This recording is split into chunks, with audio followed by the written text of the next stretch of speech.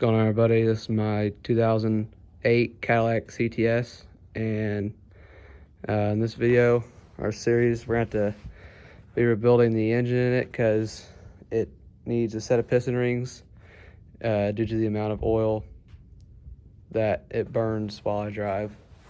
Now, I've already been back here and replaced the PCV valve, and that helped for a little bit, but it still needs the cylinders rehoned and new rings in it. So my plan is to pull it out the front of the car. So I got to take the bumper off and radiator, and I'll pull the transmission and transfer case with it out the front. We are back working on my 2008 Cadillac CTS, and I haven't quite decided which way I'm going to come with the engine. My original plan was to pull the bumper, radiator, condenser out, and that front cross member slide out the front of the engine, and keep the transmission and transfer case with it. But I think it may be easier. I might actually be able to get to all, I think it's 10 or 11 bolts on the flywheel and that bell housing right back behind there. And if I can get to all those, then I'll just have to disconnect it from the transmission, disconnect the front CV axles, and then I should just be able to pull the radiator and bring it forward and lift it straight out. First thing I'm going to do, I'll remove this, I don't know, what is it, a crash bar or something, and then remove the intake and see if I'm actually going to be able to get behind there and remove the bolts right up against the flywheel or against the firewall.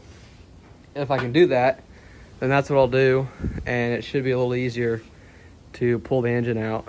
If I'm not able to, then I'll have to pull the front bumper off and slide everything out the front, the transmission and transfer case, and then I'll just unbolt the transmission from the engine whenever I have it out. Alrighty, got the intake off. I still can't really tell if I'm gonna be able to reach those bolts or not. I'll do some more checking. I'm gonna get the rest of this intake manifold pulled off, and then we really should be able to chill out after that. But it's coming apart pretty easy. I still need to drain coolant and oil. I better do that pretty soon before I forget. And I'm indeed at a point where I need to do that. But I'll do that, and it's coming along good. I now have the intake off, and I guess I have the bottom part of the intake off with the fuel injectors off, and you can see how much carbon buildups in there. Behind here, I still need to take the water pump off, the thermostat off, and then I'll be able to see if I can get to all those bolts. And if I can do that, then engine will be able to slide out, lift up pretty easily now. We're making pretty good progress, actually. I'll probably 45 minutes to an hour to get to this point, so it's coming right along. All right, we're back. I haven't made too noticeable progress. Just been pulling wires, trying to get all the harnesses unplugged, and I drained all the coolant. I went underneath and I've started to remove the front drive shaft because this is an all-wheel drive vehicle. So I got all the drive shaft bolts off, and then the next problem I'm running into is right here on the CV boots. You got to remove them because this differential is built into the oil pan, and I'm not too sure where these need to get removed at to pull them out. So that could be a problem I need to figure out pretty soon. Okay, we're back, and now we're underneath the engine, or underneath the car. And due to my car being an all-wheel drive, since the differential is built into the bottom of the oil pan, the CV boots or CV axles have to come out of each side, and we're able to get the passenger side off just fine. And what's holding it in is down on the bottom of the CV boot, there's a little snap ring that sits in and locks in. You're also just be able to pry it past that groove and it'll come out. So I go in here and show you. So you can see here's the differential, and that's where the boot slid out of. You can see the snap ring right there. That's what you got to get it past, and we can't get it to seem to pop off of the side. It also doesn't help that it's got the subframe right in the way of trying to get that to slide off there. But once we can finally get that slid off, then that's another thing out of the way to be able to pull this engine off. All that's left then is the 11 bell housing bolts and finishing up the electrical harness, getting it all pulled off. So it's the next day and we're back on the engine. I did some more diagnosing last night and this morning, and I did a quick compression check, and cylinder number 2 was only 80 psi and the rest were 100 to 115, which is not ideal either. We want it to be, I'd say, at least 125, 130. So we're at least 10 short on even the highest ones. And the reason all that oil is down in that spark plug hole is because these seals around here go bad and leak it into there, which isn't the main problem that we're having. It's all the oil that's getting into the cylinders and burning out the exhaust. So there's a couple things that could be. The valve guides could be worn. That'd be causing the oil to get down in the cylinders. Or the piston rings, which is what we originally thought it was. So I think either way the engine's gonna have to come out. So I'm gonna continue pulling all the harnesses out and lay them off to the side so I can access everything to pull the engine out. Okay, this is just a little reminder for me, but when trying to get this harness out on the left side, this harness run down to the alternator, you got to pull the alternator bracket off first. That way you can actually reach this and take this last nut off here. Just a little tip of advice there. Okay, so in the video I just watched, he took both catalytic converters off, and to do that you must take the heat shield off of the manifold, and then there's 2 bolts right behind. I can't really see it from there. You can see the one right down there. We gotta take those 2 bolts off to get the catalytic converter off, and it's supposed to clear up a bunch of room in there so you can finally work around that side. And then same way on the other side. You can see the shield is still on this side.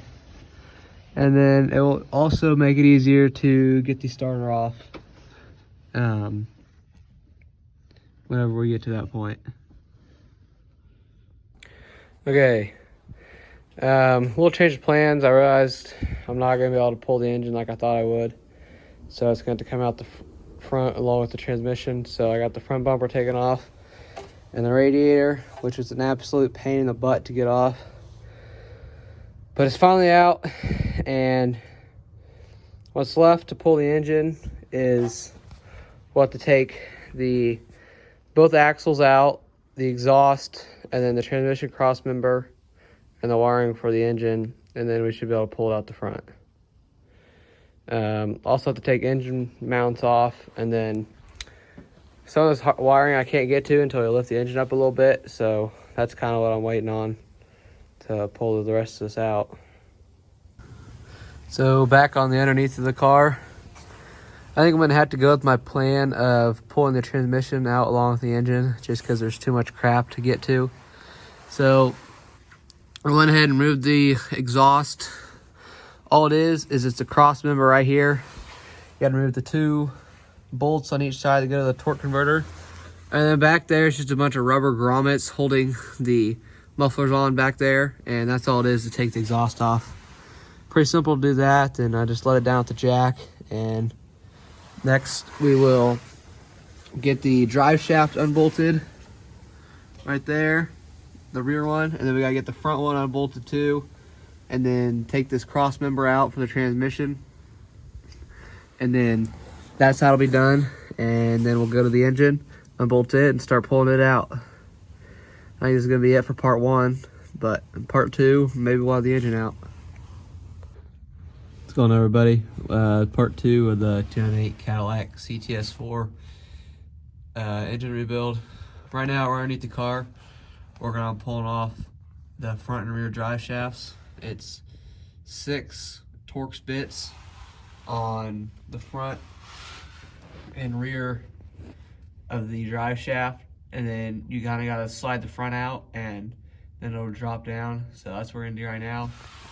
And on the back it's the same way, 6 more Torx bits, and then you have to take the 3 nuts off the back of the drive shaft. Okay, I was wrong about the rear drive shaft. All it is about a foot long drive shaft that you gotta take out with these hex screws, because everything past that's on a carrier bearing. So just take this front drive shaft out here and you'll be good there. All right, now that I got the drive shafts out and the all the wiring unplugged to the transmission and transfer case, all it's left to do is unbolt the transmission from the cross member, and then I got to keep it supported while I slide this forward and get it ready to come out. I unbolted the engine bolts, just one there and one on the back corner, both easy to get to, and I'll have to bring it forward a little bit, probably set it down, that way I can move this back a hole or two so it's not so tippy forward since I have the transmission on it, and then it should come right out. All right, this is just a reminder for when I put it back in, but all the wires underneath the compressor need to be plugged in and strung down there before I put the compressor back on, and that long bolt must go back in before I try and set the compressor up there. Okay, so this wiring harness tucks right down behind the oil filter and power steering pump and runs back to the starter and the power steering, and what else? Oh, and the AC compressor. Okay, the passenger or driver side harness is out, and I made sure to label everything so I knew where it would go back and take a picture where it tucks back down into, and then I'll just lay that off to the side and do the same on the other side. So finally, after 3 days worth of work, the harness is out. By far the hardest thing to get out in this vehicle. On this side, you gotta take the alternator out because there's a knock sensor and some oil type sensor all the way in the back of the block underneath the manifold. I don't know what idiot engineer would put it there. And then after all that, you can finally get this coolant pipe out that goes from the thermostat to the bottom of the radiator. And so now that is out, I'll get the harness, the rest of it labeled and pulled to the side, and then I should be pretty close to getting ready to slide this thing out. Okay, both motor mounts are now off. That one wasn't really too required to come off, but the back one needed to get off. So that way we can now spin the engine and get the 6 torque converter bolts out through the starter hole. And then after we do that, we can separate the bell housing and we should be able to pull the engine out. Okay, we have 10 of the 11 torque converter, bell housing bolts out. You got to remove the back of this thermostat to get the one right there in the back of the block. But we also noticed that there's one, let's see if we can focus in on it, right on the opposite side of the block. You can see right there, and so we got to get that one out, and then it should finally come out. Okay, one thing I didn't realize is you got to unhook this line right here going into the power steering pump, and then finally we can start jacking it out now.